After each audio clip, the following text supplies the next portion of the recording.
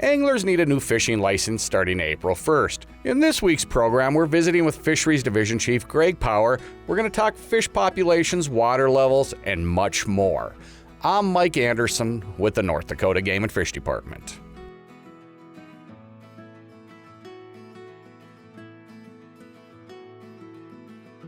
Greg, a couple of years ago, we had a major winter kill in some of our lakes across the state. How was this winter? We're looking really good shape right now. Yeah, two winters ago it was bad. We lost, at the time we thought maybe 60 lakes. I think it was probably ended up closer to 70 lakes. We had significant winter kill, had to restart those fisheries. Good news is most of those lakes will have catchable fish starting this summer. So then last winter was incredibly nice, and for the first time ever we did not document a single winter kill in the state of North Dakota. That's never happened.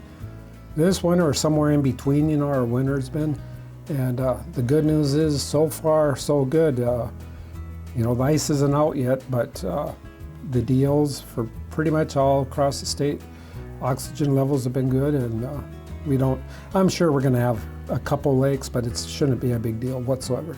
Greg, let's move into water levels. Everybody wants to know, how is the mountain snowpack? Yeah, the mountain snowpack is creeped up over. It started really on the light side, but as each month has gone by, both Montana and Wyoming, they've caught some good snows. So it's not average yet or normal, but it's getting there. So we're going to have some decent mountain runoff this year. Lake for that only affects, of course, Lake Sakakawea and Wahi.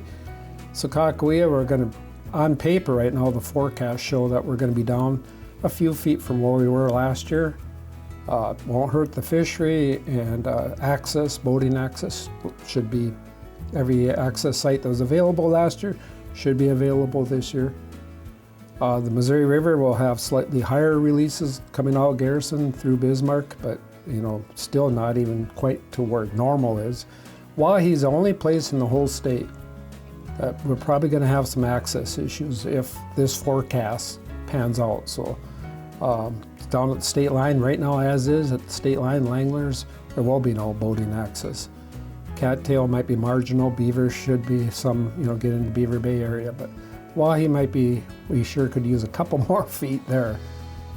And then on statewide, our small lakes, across the state, our 440 lakes, the general theme for sure is the western third half of the state. We're down 1 to 3, 4 feet. Northwest and southwest both are, they're drought prone anyways, but we definitely could use some water, some runoff. We're not at a critical stage whatsoever. As you move east, we're in a lot better shape, and there's a small pocket around northern Logan, Stutzman, eastern Kidder County that were at record high water levels. So, but northeast, southeast, we're in good shape. So all things considered, we're doing good. Ice out's not that far away. In some lakes or the river, it may be out already.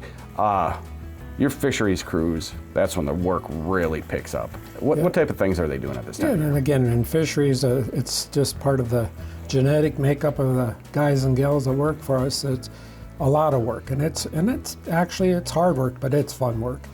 And we'll be doing more of the same as most years. Starts with pike spawning. We don't need a lot of eggs. Between a number of reservoirs, lakes out there, we should get our eggs. It shouldn't be an issue. Same with walleye. Sakakawea has just been a go-to place for walleye eggs for, well over a decade, couple decades. And we actually, Devil's Lake, we might be able to get some there too. So both pike and walleye eggs, that shouldn't be a big deal, which helps free up more time. The development crew has boat ramps and need a lot of ramps that need immediate attention, so they'll be doing that. Just crazy little things, but one thing that's changed, and I don't recall, in fact I know we've never had a busier spring plan than we do this year for walleye tagging. And I think the tally is 7 different waters are going to be experiencing we're going to be in and tagging walleye for a couple different reasons. So that's going to take a lot of effort to get that done. But yeah, a lot of work, a lot of fun here in the next month or two. Greg, North Dakota has a year-round fishing season. but you still have to purchase a license every April 1st. Right. Anglers need a new license. Yep, that's all. And going into the new fishing season, that's the only change. Or it's not a change. You need a new fishing license every April 1st, good through the following March 31st. This year there's no regulation changes, so the only thing that people need to know is get a valid fishing license, and the rules that were in place last year apply this year. Greg, fish populations. A lot of anglers target walleye, but there's other fish species that they target as well. How are fish populations doing in North Dakota? We're doing okay. I mean, it depends upon the species again. There's smallmouth bass. I mean, it's still, we haven't tapped into their potential. There's a lot of opportunity out there. Channel catfish in particular in the Missouri River system and the Red River. Although we did see actually some interest apparently this last year in Lake Oahe, people catching and keeping channel catfish, a lot more interest.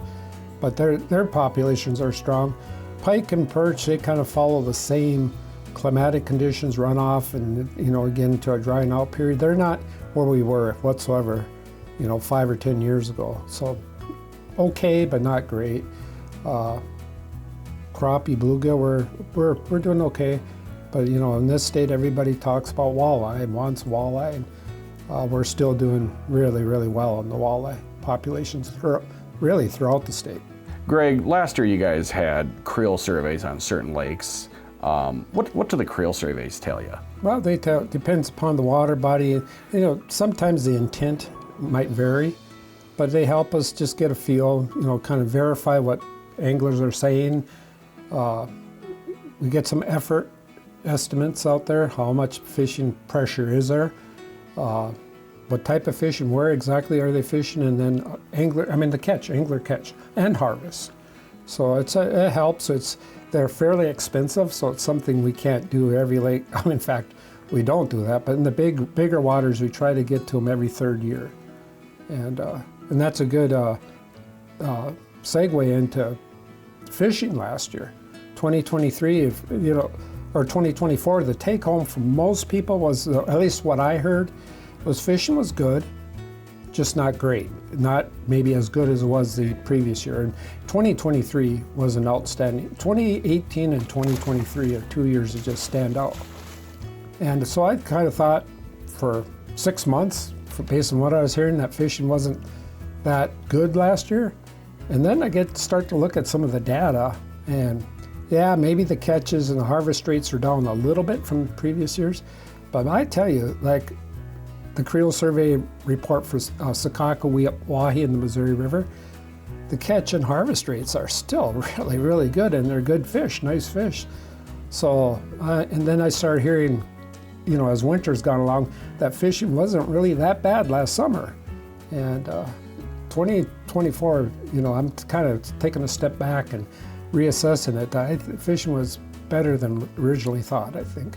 Of course, I also must mention angler expectations change quickly. And it's kind of based on your best fishing outing ever is your next fishing outing, how good is fishing. And we've had just so many years of really good fishing, in particular for walleye, that, if it's catch one less fish, you almost hear about it. So from netting surveys, we know the fish are there. Yeah, that's a good point. And walleye populations in Sakakawea, Oahe, Devil's Lake none of them are maybe at record high, but they are way, way above the long-term averages. And not just numbers, but also the size structure we like. There's a good amount of small fish coming up, which you always need, and good keeper fish.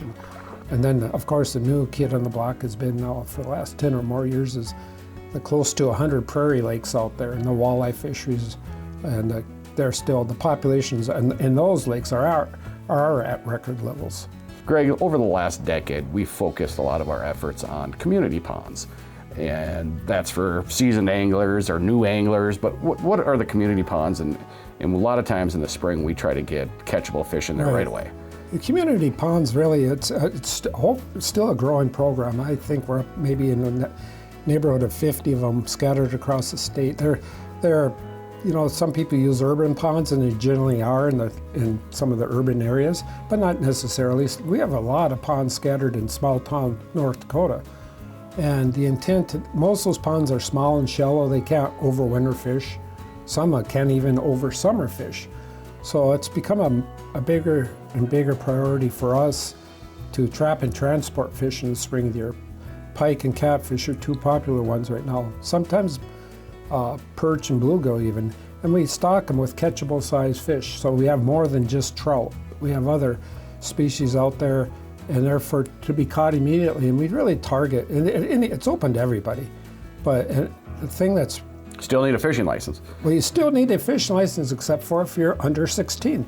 And we really like seeing these kids. I mean, some of the, I wish we could get more fish. I wish we had more community ponds.